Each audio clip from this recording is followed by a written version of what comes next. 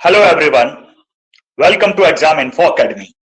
उत्तर प्रदेश उच्चतर शिक्षा सेवा आयोग विज्ञापन संख्या 51।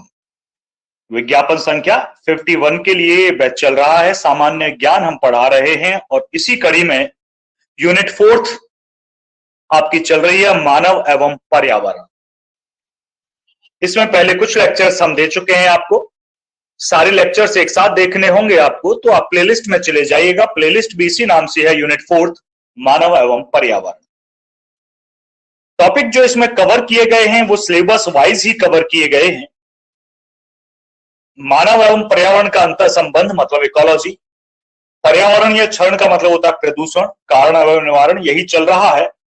पर्यावरण संरक्षण हेतु राष्ट्रीय एवं अंतरराष्ट्रीय उपाय, ये हम आगे पढ़ाएंगे। ये 4th लेक्चर है, तो उसी हिसाब से हम मूव करेंगे, मतलब सिलेबस के हिसाब से।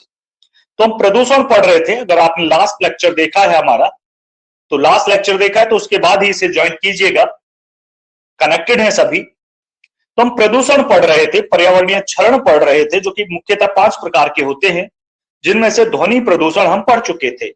हमारा आज का टास्क है वायु प्रदूषण पढ़ना। लेकिन वायु प्रदूषण बहुत छोटी चीज नहीं है।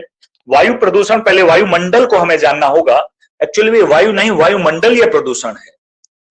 वायुमंडलीय हमें परतों को जानना होगा, कितनी परतें होती हैं, कहां कौन सी रेडिएशन हो, कौन सी गैसेस होती हैं, क्या पॉल्यूटेंट होता है, वो क्या पॉल्यूशन क्रिएट करती हैं। तो एक बड़ा पोर्शन है। जल प्रदूषण, भूमि प्रदूषण, विकिरण, ये छोटे पार्ट है। लेकिन सबसे बड़ा पार्ट वायुमंडलीय प्रदूषण है। चलिए शुरू करते हैं वायुमंडलीय प्रदूषण।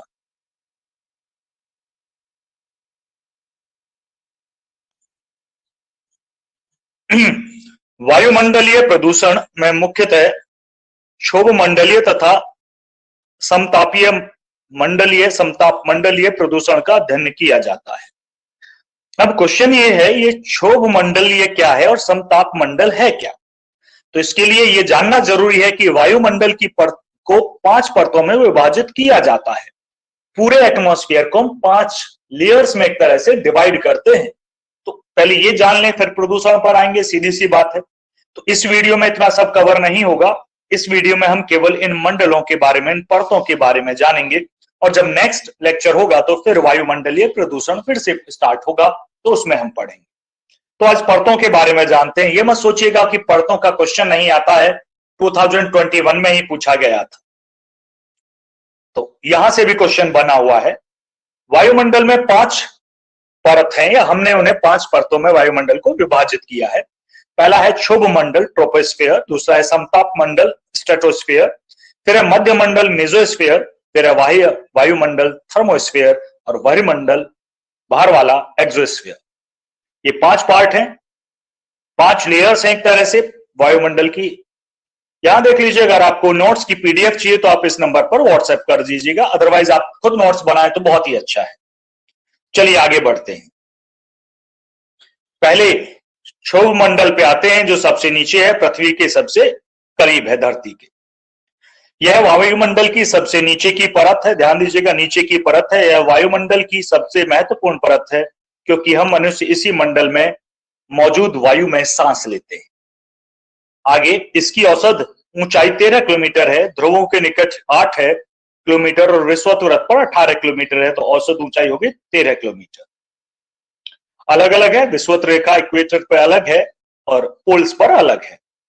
क्षोभ मंडल की मोटाई विषुवत वृत्त पर सबसे अधिक होती है, क्योंकि तेज वायु प्रवाह के कारण ताप का अधिक ऊंचाई तक संवहन किया जाता है।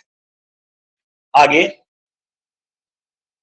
इस परत को संवहन मंडल, जो कि संवहन होता है अधिक ऊंचाई तो इसे संवहन मंडल भी कहते हैं। ये भी पूछा जा सकता है, क्योंकि संवहन धाराएं इस मंडल की सीमा तक सीमित होती हैं।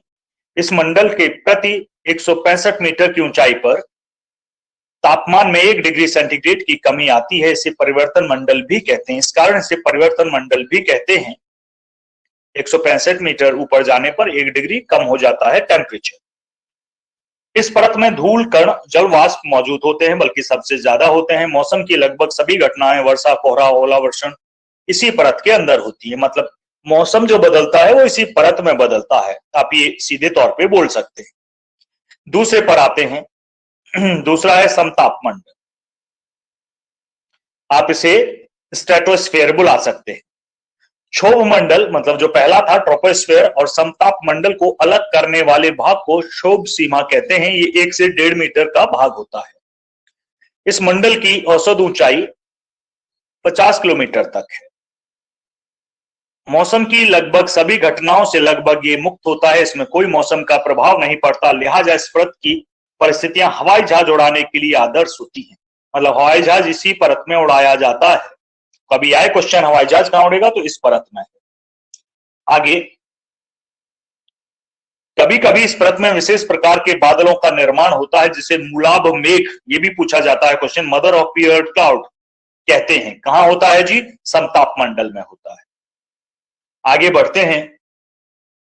इस परत की महत्वपूर्ण विशेषता है कि ओजोन गैस की जो परत है वो इसी मंडल में आती है और यह परत सूरज से आने वाली खतरनाक अल्ट्रावायलेट रेज को रोक लेती है और जीव जंतुओं की रक्षा करती है। ओजोन परत को नष्ट करने वाली गैसेस, जिन्हें आप ग्रीन हाउस गैसेस भी बुलाते हैं, सीएफसी, एयर कंडीशनर, रेफ्रिजरेटर इत्यादि से निकलती है ये सीएफसी। ओजोन परत को नुकसान सीएफसी में मौजूद सक्रिय क्लोरीन के कारण होता है। इसकी विस्तृत जानकारी तब हम पढ़ेंगे तब इसका पॉल्यूशन पढ़ रहे होंगे वायुमंडलीय। ओजोन परत की मोटाई नापने के लिए डबसन इकाई का इस्तेमाल होता है। चलिए अब तीसरे मंडल पर हम चलेंगे, थर्ड।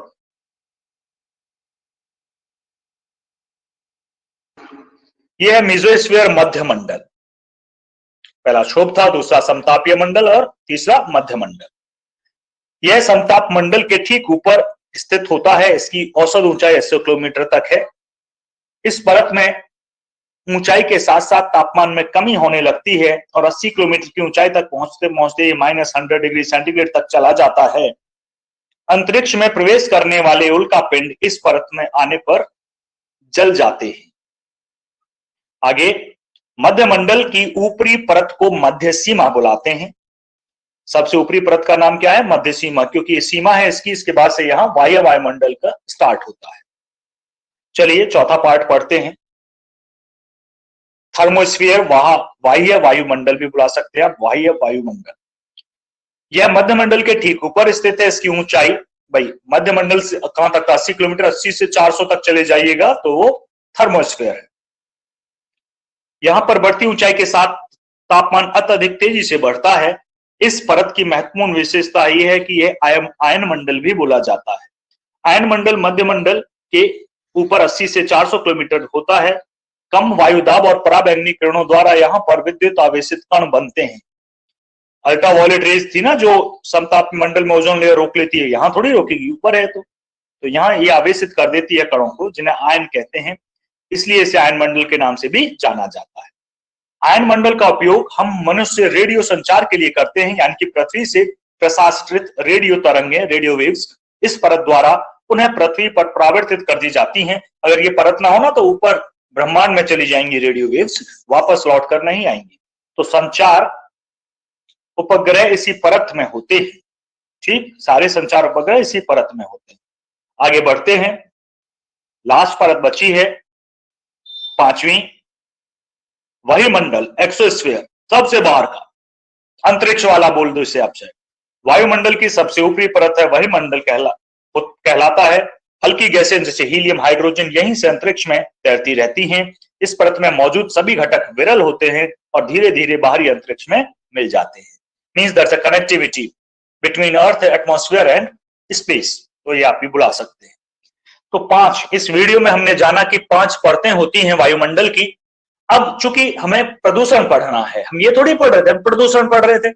प्रदूषण में क्या? वायुमंडलीय प्रदूषण। तो कहां मिलता है? सबसे क्षोभ मंडल सबसे नीचे वाले और समतापीय मंडल में प्रदूषण पाया जाता है। भाई समताप में भी मिलता है 50 किलोमीटर ऊपर तक। क्यों मिलता है? ओजोन लेयर तभी तो डिप्लीट हो रही है, मतलब ओजोन लेयर में होल हो गया है जिससे अल्ट्रावायलेट रेज आने लगी है। तो दोनों का प्रदूषण अलग है। दोनों के प्रदूषण के बारे में हम अगले वीडियो में जानेंगे। तो यूपीएचईएससी के लिए जीके पढ़ने के लिए हमारे साथ बने रहिएगा और यूपीएचईएससी और यूपीपीजीटी या यूपी के किसी भी एग्जाम से संबंधित अपडेट के लिए भी हमारे साथ बने रहिएगा। धन्यवाद।